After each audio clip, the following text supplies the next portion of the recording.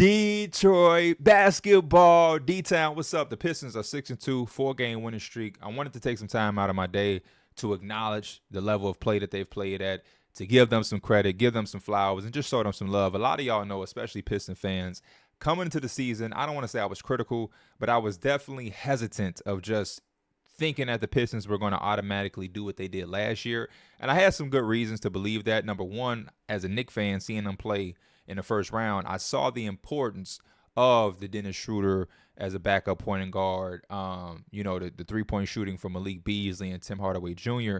And them losing that meant a lot to me because that was super important to, I think, the rejuvenation of Detroit basketball and just giving Cade Cunningham the necessary weapons and tools to allow him to be who a lot of us knew Cade Cunningham would be. Well, let me pump my brakes. Me and a lot of Detroit and some other basketball people knew the level of play Cade Cunningham was capable of. A lot of people I remember on Twitter was having a lot to say, and a lot of people are now in the Cade Cunningham bandwagon to the point where I'm now telling people, hey, pump the brakes. You're trying to overcompensate for not being on the Cade wave, and now you're going a little too crazy. But, yes, Detroit, phenomenal, and they're proving me wrong. They are proving me wrong. And I have to say for my Piston fans, because I think a lot of them took the things I was saying coming into the season the wrong way. I love everything about the Detroit Pistons. I've said it a bunch of times on my platforms, all of them, even going against them in the first round. Nothing but love and respect. You have to love the story, number one, of being a team that really couldn't buy a win. 28, 27 straight losses just the season before. Monty Williams didn't really want to be there.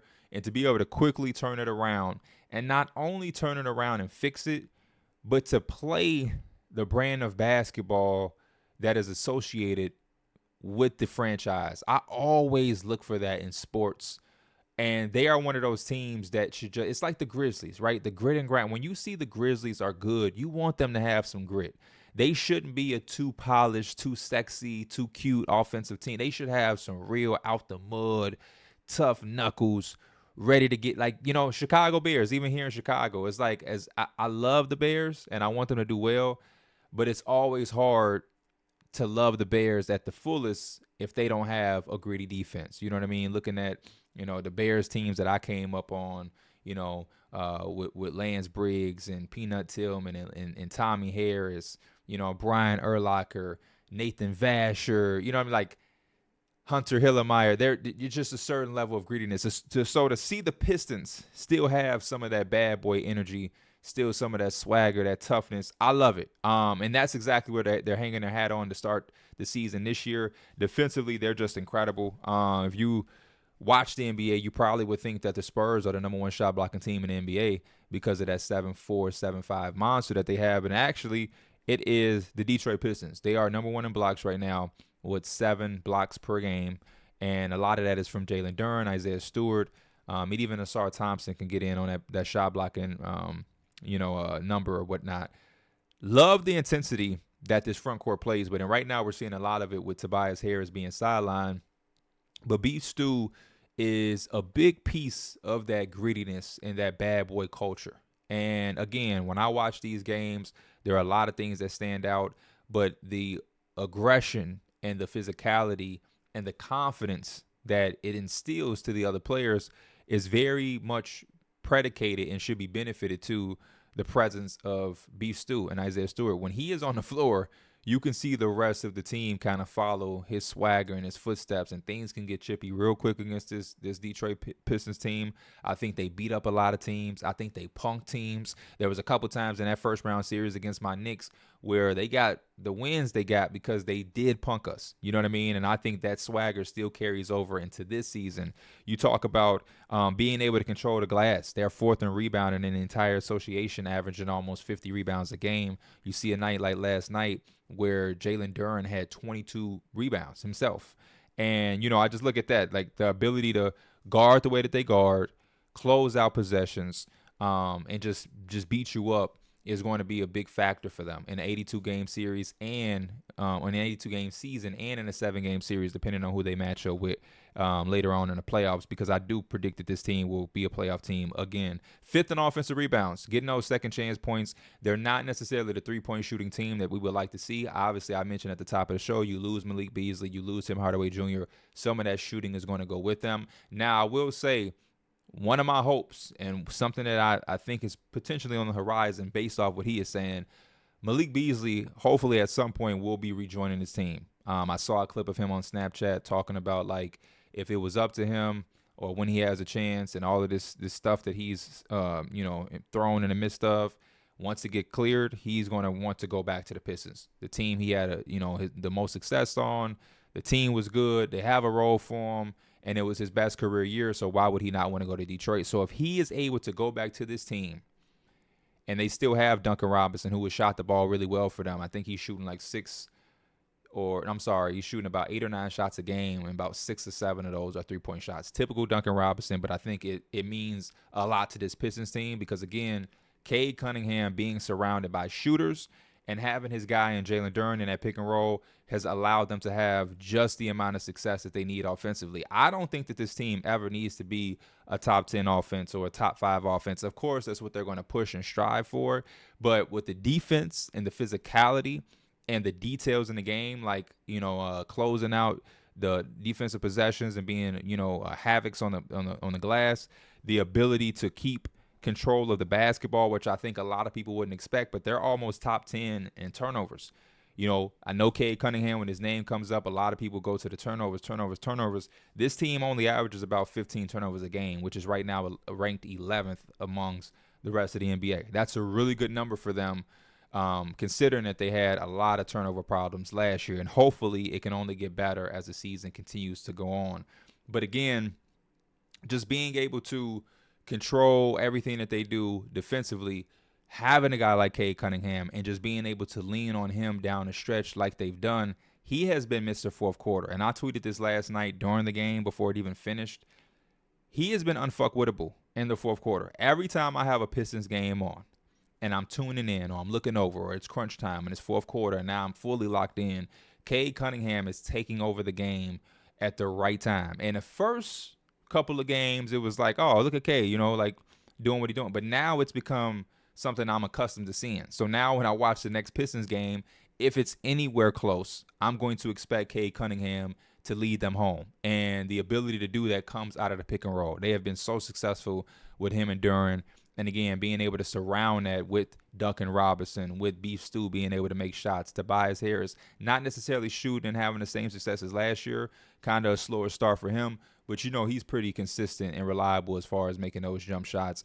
And then also Asar Thompson. You can see the confidence and the reassurance in himself, and he's looking to be a little bit more aggressive on the offensive side, and we already know what he can do defensively. And also Ron Holland. Like, Ron Holland, probably out of anybody on this team, looks the more comfortable this year than he did last year. And I love to see that transition from rookie to year 2. A lot of the rookiness, the hesitancy, the not knowing where to be, the second guessing, not completely gone. But for the most part, when Ron Holland has the basketball and he's attacking and he's shooting, he's not second guessing or overthinking it. He's playing his game. And I love the results that we've gotten early on. He continues to take strides, and I think he's going to be a big factor for them off of the bench, especially when we get deeper into the season and we get into the playoffs. I do want to say one of the things I would love to see, and I'm on the fence about it, and I want my Detroit Pistons fans and even just general NBA fans to really comment on this in the comments and speak on this. The time for them to go for it and take a swing, because they're playing good basketball right now, and I love it. But if I'm being completely honest, and even Piston fans are being completely honest, there is another step that they're going to have to take, right? Because you want to build on last year. You made the playoffs. You gave a great fight in the first round against a team that went to the Eastern Conference Finals and had a chance to go to the finals. And so now you want to take that step up. You don't want to just go to the playoffs again and be another first-round exit. You know what I mean? Now you kind of want to build on that. And so I'm having a hard time figuring out when exactly they should buy into that or necessarily, try to take that swing. I'm looking at how Larry Markkinen is playing with the Utah Jazz, the fact that he's able to thrive and be as efficient and, as critical, or I'm sorry, as productive as he has been without the basketball stands out a lot for me. And when you think about the type of talent and the type of play style and skill set that you would want next to a Cade Cunningham, because you want the ball to be in his hands, Larry Markkinen looks like a really good fit in the midst of all of that. Obviously, we would love to have Jaden Ivey back. And when he does come back, he's going to help in a few areas. But just the three-point shooting is something that they lack. He gives you that with size. He would be a guy that can play off of that pick and roll and play into that pick and roll. A lot of the things that they're already good at, I think he only helps. Rebounding, he only helps. The three-point shooting, he only helps. And I think some of those things can open up. Like, to me, they're such a good defensive team that I think that they should be a little bit better in transition, especially when you talk about three-point shooting. That's one of the places where you get a lot of those easier looks. He would be a guy that I think can hit ahead in the corners to spray out or even a trail three-point shots. And then on unguarded three-point shots for the Pistons throughout these first 8 games, they're only shooting 35% on catch and shoot unguarded threes. You want to see that number jump up a lot, and I think Larry Markkinen could help that. But again, when I'm looking at the Hawks, and even more specifically, I'm going to just be real. When I'm looking at the Orlando Magic and seeing that Desmond Bane trade, and there's still so much basketball left to be played, that maybe when we get to April, all of this stuff that they're going through maybe was not that big of a deal. Maybe they figure it out or whatnot. But what if they don't figure it out? And what if they gave up all of that draft capital and took that swing and it does blow up in their face? I'm trying to figure out that for the Pistons. Do they play out this year with just this roster and see what this roster can really do and give some room for more growth, see exactly what they have in Jaden Ivey? Or do they accept the fact that, hey, we are a legitimate playoff team? The East is wide open. We did hang with the New York Knicks last postseason, and played them pretty tough. And a couple of plays go this way, a couple of plays go that way. We now have a game 7 in which we would have felt confident to be able to advance. I know the Pistons would have felt confident because they had won already in Madison Square Garden, and they already had Cade Cunningham, and they trust their defense. So how do you go about that?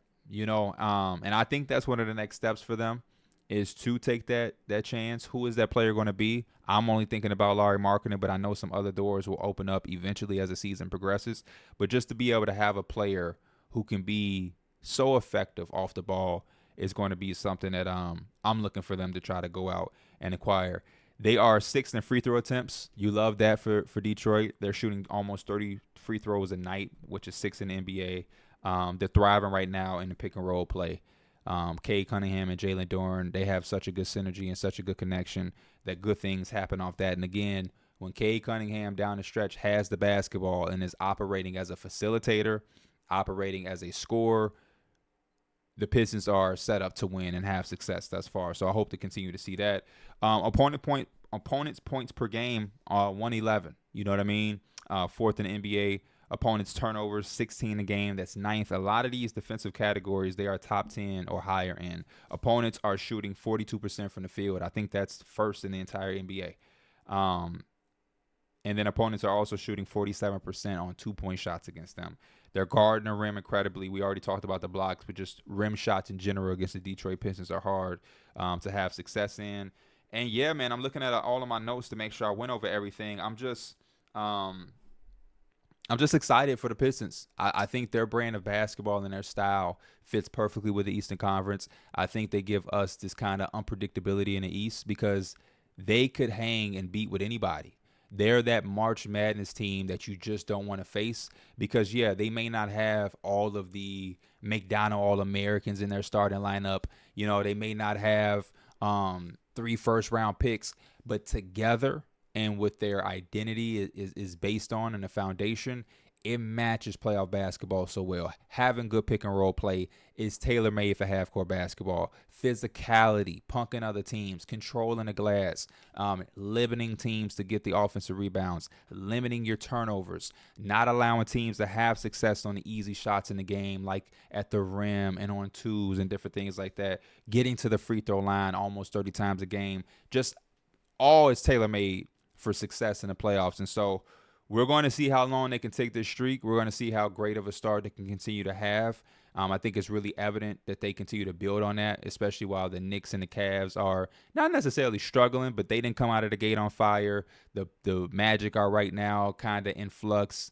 Who knows what the Hawks are going to look like for this extended period of time without Trey. This will be a good situation for them and a team like the Milwaukee Bucks to try to climb and get an early lead out east, because we're always talking about trying to play from catch up. So to be able to do the opposite in a vulnerable conference, I think will pay off well for them. I'm loving it. Detroit fans, y'all got yourselves one with Cade Cunningham. I've been telling y'all that since the day y'all drafted him. Put y'all buffs on. And it ain't nothing but love for my across the water cousins out there in Detroit, D-Town. As always, I appreciate y'all, and I will see y'all in the next video. I'm out. Peace.